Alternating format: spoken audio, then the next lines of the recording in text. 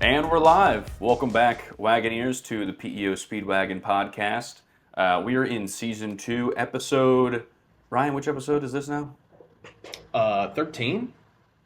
13. That's right. This is episode 13. Wow, time flies. Yeah. And we've got Ryan live with us here over Zoom again for this episode out of Denver. Ryan, what brings you out to Denver? Yeah, a lot of things really. It's a exciting week. We here at PEOMG not only are expanding our operations and presence into Denver, opening up the market this month, and so I'm doing some work and reconnaissance and meeting with partners. But also serendipitously was asked by Paychex, one of our partners, to participate in a regional sales conference and speak. To a large number of PEO sales reps and PEO leaders. And so have the opportunity to do that tomorrow. I guess we're officially time stamping it. Maybe when this thing drops, I'll be mid rambling through a presentation about best practices in PEO. That's not actually the title, but so that's really exciting. And then had the opportunity today to participate in a charity golf tournament with Paychex and meet with a lot of their executives and some really great people, really thoughtful about what Paychex is doing in the world of PEO, and just really kind of getting to enjoy myself. And then with helping them celebrate one of their charity organizations, and then also have some more important conversations later this week that are going to be occurring here shortly. That's awesome. That's awesome. How'd you shoot today? Was it a scramble? That's a really personal question. Yeah, for everybody listening, Ryan and I are neither of us are good golfers, No, but I think we have to apparently it's big in the PEO industry. Everybody's golfing and doing these yeah, tournaments, oh yeah, so oh yeah. we should probably step our game up so we can actually show up and perform at these things. That's right. Yeah, I've got endless now PEO golf shirts and golf balls and tees and ball markers that I really have no use for. So these will be, maybe these are things we give to our clients. Oh yeah, well, that's awesome. Well, before we dive in, I figured I'd touch on a little bit of PEO industry news that's going on, and then after that, we'll kind of dive a little further into the episode, talk about Denver and kind of expanding markets and things like that. Yeah, But in the PEO world, some of the main highlights that have been going on, we saw Engage PEO. They acquired Synchrony HR yeah, just recently. We saw G&A Partners make a move, acquiring Management Solutions Incorporated, which is also in Colorado. yeah. And then we also saw Light Bay Capital invest into Quesco. So quite a lot of acquisitions and things going on there in the last just a couple weeks, really, in the PEO industry. Definitely an exciting time. Any read on that, Ryan, and the acquisitions in the space going on? Yeah, I think it's a result of a couple different things going on. One, there's just explosive growth in the PEO world, and there has been for several years because of the just growing need for small to medium sized businesses to outsource this really important piece of their business to allow them to focus on growth and also have the tools and resources they need to compete for talent. And so from what comes of that is growth all around, growth from new PEOs moving into the space and offering their services, from mid-sized PEOs growing bigger and having more robust services and actually footholds in parts of the country. So now we're seeing this kind of, what is kind of this accordion type thing where people are starting to squeeze a little bit because PEOs are trying to grow more rapidly, grab more market share, grab more economy of scale, and have more operational efficiency through obviously these acquisitions. And so I think people are seizing on that. And so it's been it's certainly it can be a worrisome thing to the marketplace without a doubt. Like if you're a client of a PEO that's getting acquired, like you certainly hit pause and go, okay, what does this mean to me? But overarchingly, it's a byproduct of growth in this industry, and that is good both for the clients and for the industry in general. Yeah, yeah. It seems to be that this strategy of growth by acquisition tends to be a very popular one in the PEO space versus just trying to, grow your own or build out like a really robust sales force that does all of that for you. Right. Why do you tend to see that? Why do you think necessarily that the PEO space grows through acquisition so much? Because it fixes a lot of issues. Like we just had Jason Randall on talking about M&A and what they Yeah. look for, and that was really powerful stuff and really insightful, especially in light of just what was going on like a few days later, like less than 24 hours later, this stuff started to come out. And thinking about alignment and buying systemic success models within those PEOs so that they really make the acquiring PEO that much stronger. But without a doubt, one of the most impactful elements of a PEO is their economy of scale. The way co-employment allows you not only to lift and shift liability, but it allows you to grab a lot of worksite employees for the purposes of really important products like health insurance.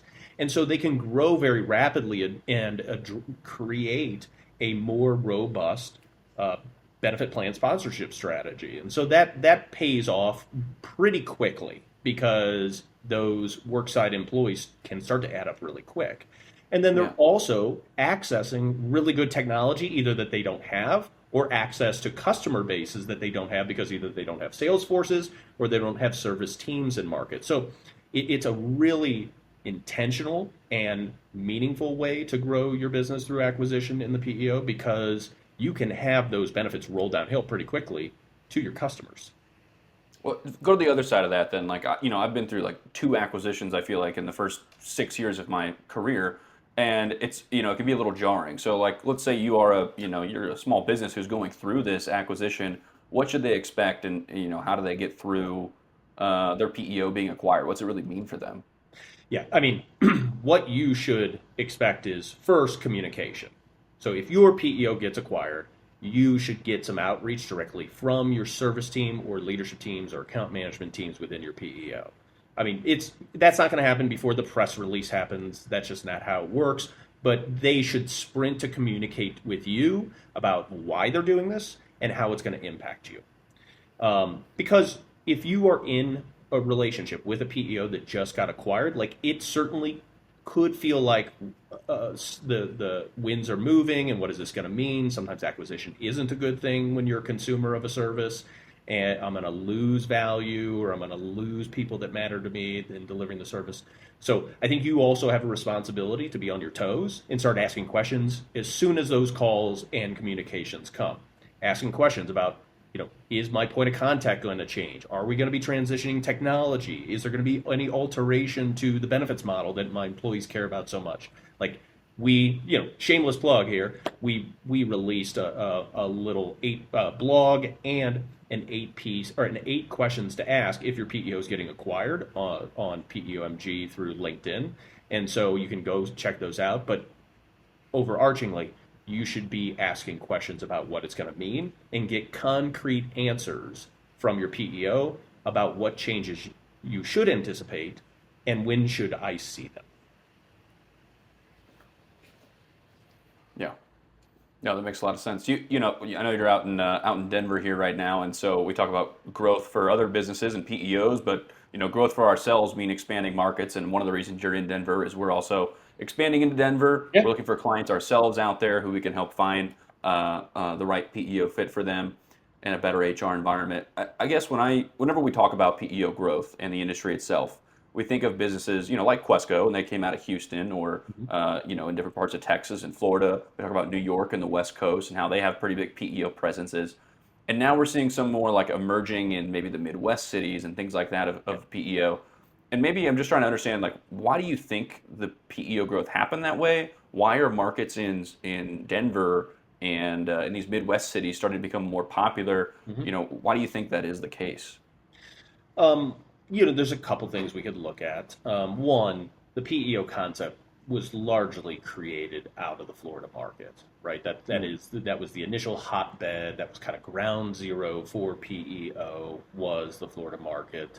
But then I also think about, just kind of what happens a lot of times in terms of trends around any product or service or concept is that it's kind of the coasts in, right? There are states, obviously, like California and Oregon and Washington that are heavily balanced towards the employee and not so much the employer, and so compliance kind of drives a lot of that. And you saw a lot of adoption there. You're seeing up in the Northeast where obviously there's a lot of capital and people are looking to grow rapidly and outsource things that don't make them money, and so PEOs and outsourcing models grew rapidly there. And then over time, they started to inch their way into the middle of the country. And then I think markets like Denver, that are rapidly growing, having significant economic growth, that there are more companies coming here to not only start a business but grow their business and get access to really great talent. And by the way, I mean, I was outside. It's gorgeous out. Just spoiler alert. It's a really wonderful place to live on top of it, and people care a lot about that too. So, I mean, so I think we're starting to see a lot of that moving in from the coasts. And PEO's been around for now 50 years, so it's not like this is the first time it's touching in the heartland of the country. It's just that trend and that propensity of economic development growth, and that's naturally where then PEO goes. Yeah, that makes a lot of sense. What's coming to my mind too is like I always try to think of like Midwest folks and like their tight knit relationships they have with like oh my insurance broker or our accountant is I mean there's a running joke here in St. Louis that you say oh where'd you go to high school and whatnot, and so it's sort of like you can just identify they're going to have those closer relationships with people potentially than somewhere that might be like a transplant city or something that's just a major hub for people from all over. That's kind of my idea. I don't know. Does that resonate too? Absolutely. I mean, differences in market and like the culture of those markets absolutely have an impact. I mean, when I started in the PEO industry in St. Louis, in this concept of co-employment was first introduced to me, and then I subsequently introduced it to business owners. Like, it made the hair on the back of the neck stand up. It sounded like witchcraft. Like, it didn't sound like it should be allowed to happen. And so some markets are slow to learning these concepts, certainly, but it's all about education. We were really good in St. Louis because people didn't know about it or were not familiar with it, and we were able to educate. So you can always solve for those types of awareness gaps through education. But yeah, there's sometimes people just don't really, aren't as familiar with these things, and some of these concepts like co-employment just kind of doesn't hit them right. I think also relationships are really critical. That goes without saying. I mean, that has always been a challenge in the world of PEO is that when you are centralizing so many vendor relationships or partnership relationships, that you do risk cutting off relationships with people that were meaningful to that small to medium sized business, perhaps at some of the most important times when they were growing and scaling. Think about a benefits broker who not only got you and your employees health insurance, but maybe has introduced you to a handful of clients, 20 clients, who knows? So the concept of disengaging from that individual, it takes a long time. And if you really value those relationships, and that's not unique to the Midwest, but perhaps if you're not familiar with the benefits of this outsourcing concept, like you're going to take a little more time to do something like that.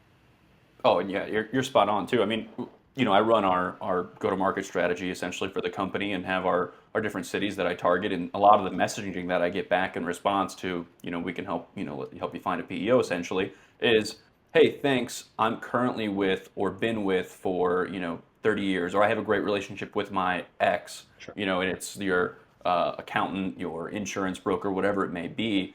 And it's just funny to see that I actually get responses from people in certain cities that are saying like, I've thought about it, but I would not leave my whomever to go and do that.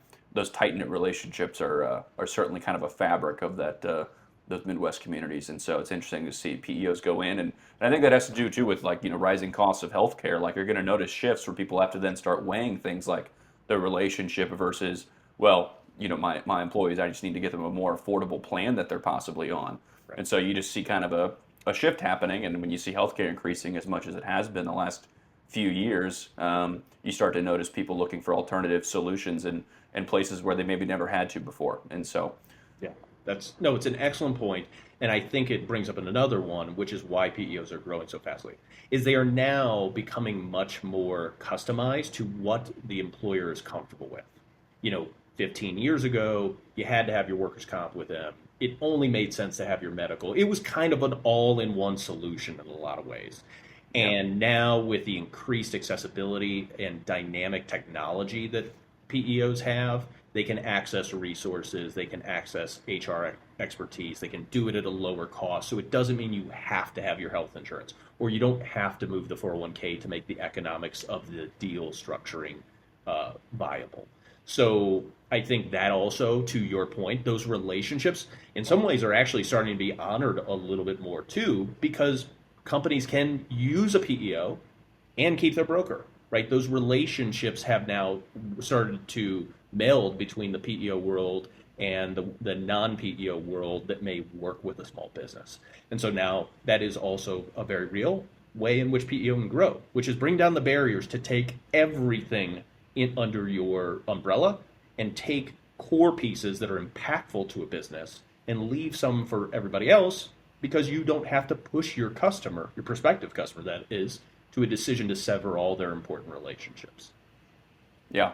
I love looking at the number of the average size company that's with a PEO, but I think the metric that the National Association of PEO puts out quite often is the percentage of companies that are between 10 and 100 employees who are in a PEO. And I think we're going to be seeing that rise quite a bit from the 15% that it's currently at. A lot of room for growth, in the industry, but also in that kind of sweet spot for a PEO to be really effective. Yeah, absolutely. Yeah, and Jason touched on that last time. I think we're going to see that number inch up for all those reasons. And just at the end of the day, employers can access more talent. Sometimes businesses didn't grow by headcount because they could not access the talent. And now in a remote workforce or hybrid working models, you can access more talent. So you couple that with what you just described. Yeah, that average employee count within a PEO is definitely going to climb.